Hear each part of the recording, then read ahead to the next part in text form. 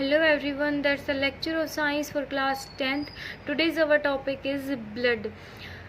बच्चे ब्लड क्या होता है? Blood is a red coloured liquid which circulate in our body. कि रेड कलर का लिक्विड होता है जो हमारी बॉडी में सर्कुलेट करता है। Okay, blood is a connective tissue. कैसा टिश्यू होता है? कनेक्टिव मीन्स जो कनेक्शन प्रोवाइड करता है एक सेल से दूसरे सेल में।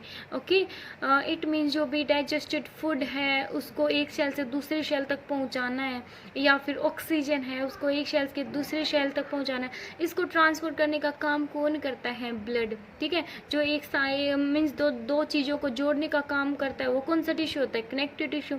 तो ब्लड भी तो जोड़ने का काम ही कर रहे हैं, तो ये भी क्या है? एक कनेक्टिव टिश्यू। और आपको पता है ब्लड का कलर रेड किस वजह से होता है? Due to haemoglobin. हीमोग्लोबिन जो है वो ब्लड की रेड सेल्स में प्रेजेंट होता है। ओके, जो ब्लड है उसके 4 कंपोनेंट होते हैं। First is plasma, red blood cell, white blood cell and platelets. अब हम इनको एक एक करके डिटेल में पढ़ेंगे। ओके, जो प्लाज्मा है, तो बच्चे जो एक बात जान लो कि जो ब्लड का जो लिक्विड, ब्लड का जो लिक्विड पार्ट है उसको हम क्या बोलते हैं? प्लाज्मा। समझ आए? जो ब्लड है वो फ्लो कर रहा है, मीन्स उसके अंदर जो लिक्विड पार्ट है उसी की वजह से तो ये फ्लो कर रहा है। तो जो लिक्विड पार्ट है उसको हम बोलते हैं प्लाज्मा। ये कैसा कलर होता है? प्लाज्मा कलरलेस, इसका कोई कलर ही नहीं होता है। ओके, और इसके अंदर 90% वाटर प्रेजेंट होता है। Okay, and 10% protein, digested food, common salt या फिर वेस्ट प्रोडक्ट प्रेजेंट होते हैं इसके अंदर। ओके, एंड जो प्लेटलेट्स हैं, वाइट ब्लड सेल है, रेड ब्लड सेल है, वो इसके अंदर फ्लोट करती हैं। ओके, ये क्या करती हैं? प्लाज्मा के अंदर फ्लोट करती हैं। इन सभी को मिला के हम क्या बोलते हैं? ब्लड। ओके, अब जो आरबीसी क्या होती हैं? जो आरबीसी है वो रेड कलर की होती हैं। क्यों? बिकॉज रेड ब्लड सेल के अंदर एक पिगमेंट प्रेजेंट होता है जिसको हम बोलते हैं हीमोग्लोबिन। उस हीमोग्लोबिन की वजह से ही ब्लड का जो कलर है वो रेड होता है। ओके, जो हीमोग्लोबिन है वो क्या करेगा? लंग्स से ऑक्सीजन को कैरी करेगा और बॉडी के हर पार्ट्स तक या हर सेल्स तक पहुंचा देता है। ओके, अब जो रेड ब्लड सेल है उनका जो लाइफ टाइम पीरियड है वो बहुत ज़्यादा शॉर्ट होता है। ओके, क्यों? बिकॉज इनमें कोई भी न्यूक्लियाई नहीं होता, इनमें कोई न्यूक्लियस नहीं होता है, जिसकी वजह से इनका जो लाइफ टाइम पीरियड है वो शॉर्ट होता है। ठीक है, अब अगर हम बात करें एक नॉर्मल ह्यूमन बीइंग के अंदर 3 मिलियंस ऑफ आरबीसी वो डाई होती हैं। एक नॉर्मल ह्यूमन बीइंग में एक दिन के अंदर 3 मिलियंस जो रेड ब्लड सेल हैं वो मर जाती हैं। बट उससे ज़्यादा, उससे 4 टाइम्स जो आरबीसी हैं वो बनती हैं उसके अंदर एक दिन के अंदर। समझ आया? इसलिए हमें किसी भी पर्सन की लाइफ को सेव करने के लिए हमें अपने ब्लड को डोनेट कर देना चाहिए। बिकॉज जो आरबीसी है उनको तो मरना ही है। ओके, बट उससे जितनी ज़्यादा ये डाई होती हैं उससे कहीं गुना ज़्यादा, मीन्स 4 टाइम्स ज़्यादा वो बन जाती हैं बोन मैरो के अंदर। ओके, तो इसलिए हमें ब्लड को डोनेट कर देना चाहिए। आपने सुना भी होगा कि ऐसे डॉक्टर बहुत बताते हैं ना कि ब्लड डोनेट कर देना चाहिए, बिकॉज जो ब्लड है वो बहुत जल्दी बन जाता है, जितना ज़्यादा, बिकॉज उसके अंदर जो आरबीसी हैं वो क्विकली मेड हो जाती हैं। ठीक है, नेक्स्ट इज डब्ल्यूबीसी। डब्ल्यूबीसी को हम बोलते हैं सोल्जर ऑफ अवर बॉडी। क्या बोलते हैं? सोल्जर। ये हमारी मीन्स रक्षा करती हैं किससे? जो भी फॉरेन बॉडीज़ होते हैं या फिर जर्म्स हैं, बैक्टीरिया हैं जो हमारे फूड के थ्रू, एयर के थ्रू हमारी बॉडी के अंदर एंटर कर जाते हैं। ठीक है, ये कैसे रक्षा करती हैं? बिकॉज जो डब्ल्यूबीसी है वो एंटीबॉडीज़ फॉर्म करती हैं। क्या फॉर्म करती हैं? एंटीबॉडीज़ फॉर्म करती हैं जो हमारी बॉडी को इम्यूनिटी प्रोवाइड करती हैं। ठीक है, एंटीबॉडीज़ आपने सुना होगा, जैसे अब कोरोना का टाइम है कि भाई जिसका इम्यून सिस्टम स्ट्रॉन्ग है उसको कुछ हो ही नहीं सकता। तो ये सही बात है ये कि जो डब्ल्यूबीसी हैं वो क्या करती हैं? एंटीबॉडीज़ फॉर्म करती हैं। जो ये एंटीबॉडीज़ हैं वो हमें इम्यूनिटी प्रोवाइड करती हैं। वो हमें जो भी फॉरेन बॉडीज़, जो भी बाहर से कोई भी बैक्टीरिया वगैरह, जर्म्स वगैरह जिससे हमें कोई हानिकारक डिजीज़ हो सकती हैं, उनसे क्या करती है? हमारी रक्षा करती है। उनको ये किल कर देती हैं, मार देती हैं। ठीक है, और हमें प्रोटेक्ट करती हैं। अगर हम नंबर्स में बात करें तो जो आरबीसी है हमारी बॉडी में, आरबीसी बहुत ज़्यादा अमाउंट में होती है, जबकि जो डब्ल्यूबीसी है वो इतनी ज़्यादा अमाउंट में नहीं होती, फिर भी हमें प्रोटेक्ट करती हैं। Next is platelets. जो प्लेटलेट्स हैं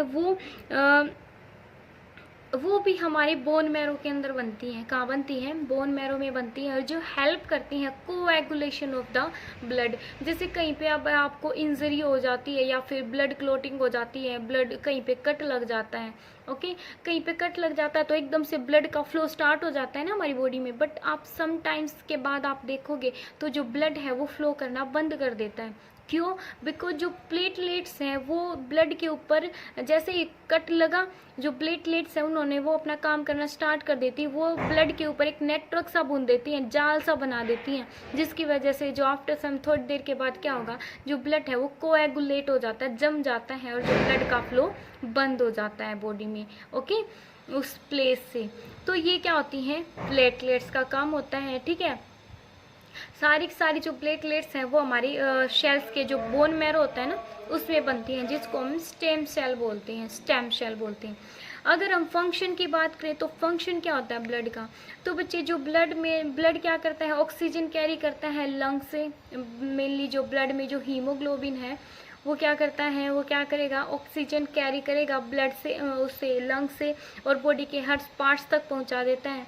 फिर ब्लड में जो हर बॉडी के हर सेल्स में वो रिएक्शंस होती हैं, cell reactions like oxygen plus glucose मिलके कार्बन डाइऑक्साइड फॉर्म होता है, ठीक है।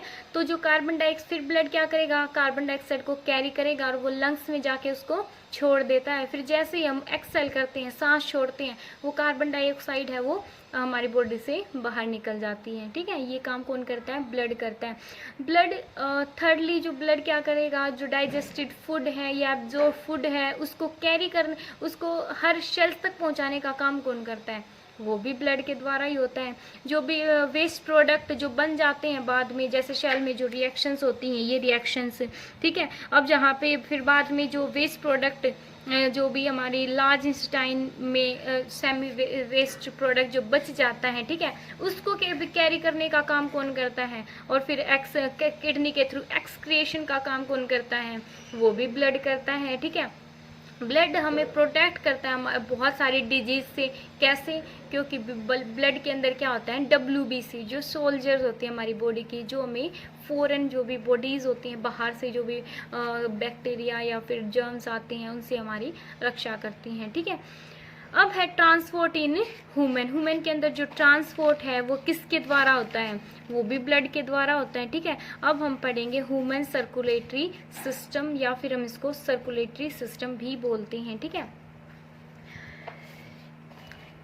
अब बच्चे नेक्स्ट, जो ह्यूमन सर्कुलेटरी सिस्टम है इसके अंदर क्या क्या होता है? इसके अंदर हार्ट होता है, ठीक है। हार्ट क्या होता है? हार्ट एक मेन ऑर्गन है जो पंप करता है और जो रिसीव करता है ब्लड को, ठीक है। एंड जो ब्लड वेसल्स हैं जिनके थ्रू ब्लड फ्लो होता है, ठीक है, ये होता है हमारे ह्यूमन सर्कुलेटरी सिस्टम के अंदर। और इसके अंदर क्या होगा? इसके अंदर होती है arteries, when, capillaries and blood capillaries, ठीक है। ये तीनों की तीनों चीजें, इनको हम बोलते हैं ब्लड वेसल्स या ट्यूब, जिसके थ्रू हमारी बॉडी में जो ब्लड है वो सर्कुलेट होता है, ठीक है। जो आर्टरीज हैं वो रेड कलर में होती है, जैसे ये वेन्स नहीं है, ये जो आर्टरीज है ये रेड कलर में कौन सी होती हैं? आर्टरीज। और जो वेन्स होती हैं वो होती है ग्रीन कलर में, ये ऐसे दिख रहा है ग्रीन कलर में, क्या होती है? जिसको आप नस बोलते हो। तो ये क्या होती है? वेन्स क्या होंगी? ग्रीन कलर में होती हैं, ठीक है। ये सारी ब्लड वेसल्स ही हैं। अब जो हार्ट है वो ट्रायंगुलर शेप का होता है, रफली ट्रायंगुलर सी शेप का होता है। ये कार्डिक मसल से बना हुआ होता है, ये तो आपको पता ही होगा। अब जो हार्ट है उसमें 4 चैम्बर होते हैं। कितने चैम्बर होते हैं? 4। अपर 2 चैम्बर को हम बोलते हैं atrium, left atrium, right atrium, और लोअर 2 चैम्बर को हम बोलते हैं वेंट्रिकल, ओके, वेंट्रिकल। इसमें 4 वॉल्व होती हैं, V1, V2, V3, V4, जिसमें ब्लड का मीन्स अप एंड डाउन होता है, ठीक है। अब नेक्स्ट इज, इसमें जो अट्रियम है वो क्या करती हैं? ब्लड को कलेक्ट करती हैं, ठीक है। और जो वेंट्रिकल है वो पंप आउट करती हैं ब्लड को। ये नीचे है वेंट्रिकल जो ब्लड को पंप आउट करती हैं, जो ब्लड फिर हमारी सारी सेल्स के पास पहुंच जाता है, ठीक है। अब देखो जो पल्मोनरी वेन है, अब मैं इस डायग्राम को आपको समझा रही हूँ, थोड़ा ध्यान से समझना, ओके। जो पल्मोनरी वेन है, वेन क्या करती है बच्चे, वेन क्या करेगी, ब्लड को हर सेल्स तक, पल्मोनरी वेन सारे पार्ट्स, जो बॉडी के हर पार्ट से ब्लड को कलेक्ट करेगी और उसको हार्ट तक पहुंचा देती है। कहाँ तक, ब्लड को कैरी करती है और उसको हार्ट तक पहुंचा देती है, ठीक है, पल्मोनरी वेन्स के थ्रू। पल्मोनरी जो वेन्स है हमारी लंग्स में, ठीक है, वेन्स जो है लंग्स के अंदर, वो क्या करेंगी, जो ब्लड है, ब्लड को क्या करेंगी, हार्ट तक पहुंचा देती हैं, ठीक है। अब जो ब्लड है उसको हम बोलते हैं ऑक्सीजनेटेड ब्लड, ठीक है। क्यों, बिकॉज जो लंग्स में जो एल्वियोली सैक है, एल्वियोली सैक में जब हम इनहेल करते हैं ऑक्सीजन को, तो ब्लड क्या करेगा, ब्लड में जो हीमोग्लोबिन है वो उसको कैरी करेगा, ठीक है। ब्लड में वो वेन्स भी तो है ना, ठीक है, पल्मोनरी वेन्स, वो क्या करेंगी, वो ब्लड को कैरी करेंगी। अब जो ब्लड है, याद रखना, ये ब्लड है वो कैसा है, ऑक्सीजनेटेड ब्लड है, उसके अंदर क्या है, ऑक्सीजन प्रेजेंट है। तो जो ऑक्सीजनेटेड ब्लड है वो पल्मोनरी वेन्स के थ्रू कहाँ पे आ जाता है, वो हमारे लेफ्ट एट्रियम में आ जाएगा। कहाँ पे आ जाएगा, सॉरी, राइट एट्रियम में आ जाएगा, ठीक है। कहाँ से, लंग से, लंग से जब हमने इनहेल किया ना, रेस्पायरेशन के दौरान जब हम इनहेल करते हैं तो वो कहाँ पे आ गया, ब्लड आ गया राइट एट्रियम के अंदर, ठीक है। राइट एट्रियम से होते हुए, राइट एट्रियम से वाल्व V1 के होते हुए फिर वो कहाँ पे एंटर कर जाता है, राइट वेंट्रिकल में एंटर कर गया, ठीक है। V1 के थ्रू कहाँ पे एंटर कर गया, ब्लड वेंट्रिकल में, राइट वेंट्रिकल में एंटर कर गया, ठीक है।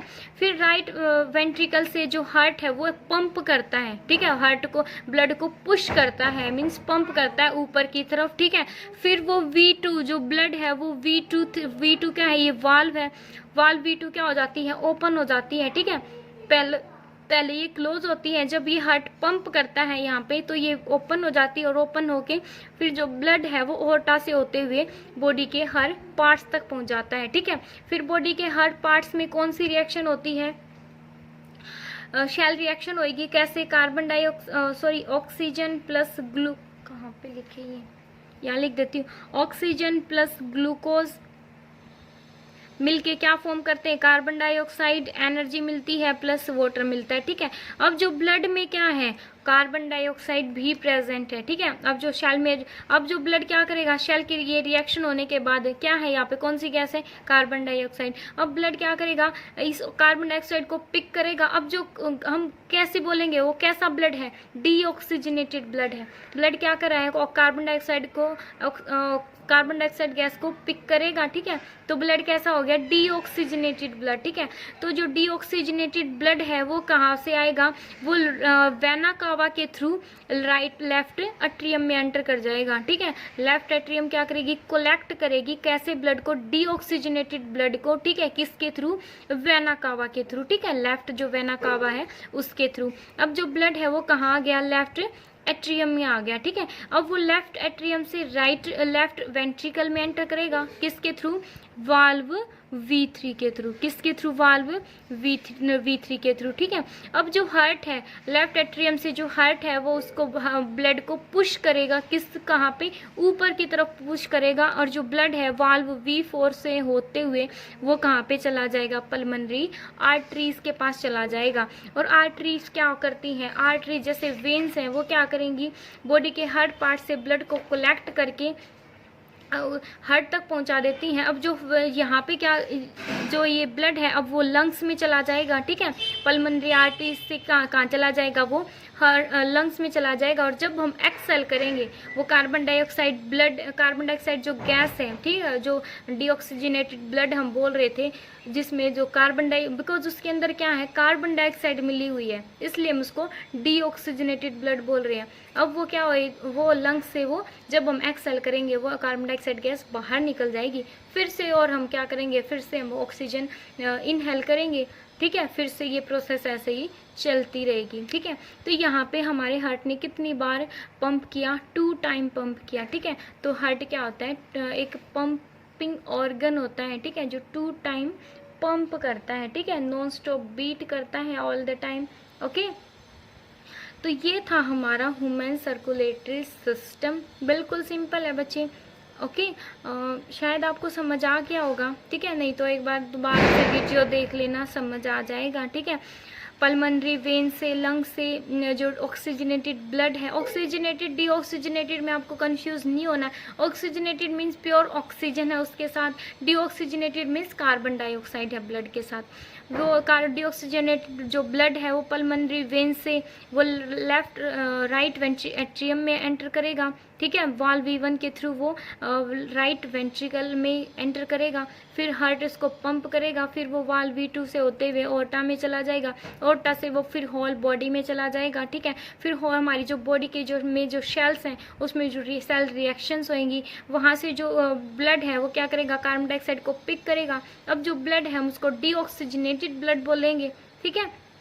अब वो पल्मोनरी लेफ्ट एट्रियम से होते हुए वो वाल्व V3 में एंटर करेगा, वाल्व V3 से वो इसमें लेफ्ट वेंट्रिकल में एंटर करेगा, और वो लेफ्ट वेंट्रिकल से यहाँ पे जो ब्लड हार्ट है वो उसको पंप करेगा ब्लड को, और वो पल्मोनरी आर्टरीज में चला जाएगा, ठीक है, फिर उससे हमारे लंग्स में, और ये रिएक्शन होती रहेगी और वो नॉन स्टॉप जो हार्ट है वो पंप करता रहेगा, ठीक है। जो आर्टरीज और जो वेन्स है वो कंटिन्यूसली वो रिलैक्स होती हैं, कॉन्ट्रैक्ट होती हैं, जिसकी वजह से जो हार्ट है हमारा पंप करता है, ठीक है। हार्ट जो है बिहेव करता है लाइक ए पंप, ठीक है। ये था हमारा ब्लड सर्कुलेटरी सिस्टम, ठीक है।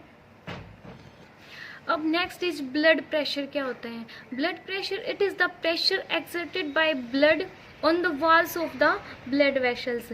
मीन्स वो प्रेशर है जो ब्लड एक्सर्ट करता है, ब्लड लगाता है कहाँ पे, जो ब्लड वेसल्स की जो वॉल्स होती है ना, ब्लड वेसल्स लाइक ट्यूब, ठीक है, जो ब्लड वेसल्स हैं लाइक आर्टरीज, वेंट्रिकल, कैपिलरीज, ठीक है, इनकी जो वॉल्स पे जो ब्लड प्रेशर लगाता है, प्रेशर एक्सर्ट करता है, उनको हम बोलते हैं ब्लड प्रेशर, ठीक है।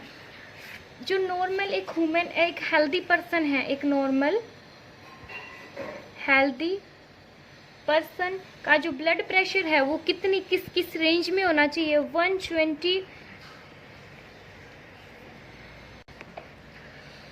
120 मिलीमीटर मरकरी, ठीक है, और इससे 120 से 80 मिलीमीटर मरकरी, ठीक है, ये रेंज होनी चाहिए उसकी, ठीक है। जो एक हेल्दी पर्सन का जो ब्लड है, ब्लड प्रेशर है, वो हम 2 फॉर्म में मेज़र करते हैं। First is systolic pressure, second is diastolic pressure, ठीक है। जो हायर वैल्यू होगी ब्लड प्रेशर की, उसको हम बोलते हैं systolic, that is 120 millimetre, and जो लोअर वैल्यू होती है ना, जैसे हायर 120, इसको हम बोलते हैं सिस्टोलिक प्रेशर, और डिस्टोलिक 80 मिलीमीटर को हम बोलते हैं डिस्टोलिक प्रेशर, ठीक है। ये होता है हमारा ब्लड प्रेशर, ठीक है। नेक्स्ट है बच्चे लिम्फेटिक सिस्टम। नेक्स्ट इज, आपको पता है कि जो हमारी बॉडी में ट्रांसपोर्ट का काम मेनली कौन करता है? ब्लड करता है, ठीक है, लेकिन ब्लड के साथ साथ एक और सिस्टम होता है जिसकी वजह से हमारी बॉडी में मीन्स ट्रांसपोर्ट का काम होता है, ठीक है, जैसे प्रोटीन्स हैं, विटामिन्स हैं, इनको ट्रांसपोर्ट करने का काम कौन करता है? लिम्फेटिक सिस्टम के द्वारा भी ये वर्क किया जाता है। जो ब्लड है स्मॉलर मॉलिक्यूल्स को ट्रांसपोर्ट करता है, बट जो जैसे कभी कभी जो ब्लड वेसल्स हैं उनके थ्रू जो प्रोटीन्स हैं जब वो ट्रांसपोर्ट नहीं किए जाते, वो रह जाते हैं, तो उनको हर सेल्स तक पहुंचाने का काम कौन करेगा? लिम्फेटिक सिस्टम करता है, ठीक है। एक हम बोल सकते हैं this is the another type of transportation system, ठीक है, ये उसकी दूसरी टाइप है। तो अगर हम कोई बोले कि वो हमारी बॉडी में ब्लड को ट्रांसपोर्ट करने का काम किस किस के द्वारा होता है, वो होता है first is blood and second is lymphatic system, ठीक है। इसको हम टिश्यू फ्लड बोलते हैं, this is also called tissue flood, ठीक है। जब जो ब्लड कैपिलरीज जो हैं, जब जो ब्लड कैपिलरीज जो थोड़ा बहुत कुछ अमाउंट्स हैं प्लाज्मा या फिर प्रोटीन्स की, ठीक है, उनकी प्रोटीन जैसे जो बड़े बड़े लार्ज प्रोटीन मोलिक्यूल्स हैं, वो रह जाते हैं, ठीक है, हमारी शेल्स के अंदर, तो उनको ट्रांसपोर्ट करने का काम कौन करेगा? तो वो किसकी फॉर्म में रह जाते हैं? वो लिम्स में कन्वर्ट हो जाते हैं। किस में कन्वर्ट हो जाएंगे? वो लिम्स में। जो बड़े बड़े जो लार्ज प्रोटीन मोलिक्यूल्स हैं, वो ब्लड जिनको ट्रांसपोर्ट नहीं कर पाया, तो वो किस में रह जाते हैं? वो लिम्स की फॉर्म में रह जाते हैं। तो उनको ट्रांसपोर्ट कौन करता है? लिम्फेटिक सिस्टम करता है, ठीक है। ये एक प्लाज्मा की तरह ही बिहेव करता है, एक्ट करता है, ठीक है। लेकिन इसके अंदर क्या, ये कलरलेस होता है, इसका कोई कलर नहीं होता, ठीक है। और एक्ट एज ए प्लाज्मा, जो प्लाज्मा होता है ना ब्लड में, उसकी तरह एक्ट करता है, ठीक है। बट इसके अंदर जो प्रोटीन की अमाउंट है वो बहुत कम होती है, ठीक है। ये हमारे जो भी डाइजेस्टेड फूड है, जो फूड है, फूड के अंदर जो फैट प्रेजेंट है, ठीक है, वो उसको ये उसको स्मॉल जो इंटेस्टाइन है ना, वहाँ तक पहुँचा देता है, ठीक है। और जो हमारी बॉडी में जो वाटर का लेवल है उसको रेगुलेट करता है। इसमें भी ब्लड की तरह वेन्स होती हैं, और जो वेशल्स हैं, लिम्फ, जिसको हम लिम्फ वेशल्स बोलते हैं, लिम्फ वेन इसके अंदर प्रेजेंट होती है, जिसके थ्रू जो ब्लड है, जो भी प्रोटीन मोलिक्यूल्स हैं या जो फैट है बॉडी के अंदर, वो ट्रांसपोर्ट किया जाता है, ठीक है। ये हमें इन्फेक्शन से भी बचाता है। समझ आया? तो लिम्फेटिक सिस्टम में क्या होता है कि जो ब्लड है, मेनली मैं आपको थोड़ा सा रिवाइज करवा देती हूँ कि जो भी सब्सटेंस ब्लड के द्वारा ट्रांसपोर्ट नहीं किए जाते, कई बार मीन्स जो ब्लड है वो अच्छे से ट्रांसपोर्ट का काम नहीं कर पाता, उस टाइम जो हमारी बॉडी में ट्रांसपोर्ट का काम कौन करता है? जो बड़े बड़े लार्ज प्रोटीन मोलिक्यूल्स हैं उनका ट्रांसपोर्ट करने का काम करता है लिम्फेटिक सिस्टम। मीन्स जो भी जो प्रोटीन मोलिक्यूल बच जाते हैं वो किसकी फॉर्म में बच जाते हैं? लिम्स के फॉर्म में बच जाते हैं। इसका कोई कलर नहीं होता, कलरलेस होता है, एक्ट एज ए प्लाज्मा की तरह एक्ट करता है, बिकॉज प्लाज्मा की वजह से ही तो ब्लड है वो फ्लो कर पा रहा है, ठीक है। तो लिम्फेटिक सिस्टम में भी क्या होता है? ये भी एक प्लाज्मा की तरह एक्ट करता है, लिक्विड फॉर्म में प्रेजेंट होता है, ठीक है, कलरलेस होता है, ओके। और ये हमें इन्फेक्शन से बचाता है। ये होता है हमारा लिम्फेटिक सिस्टम।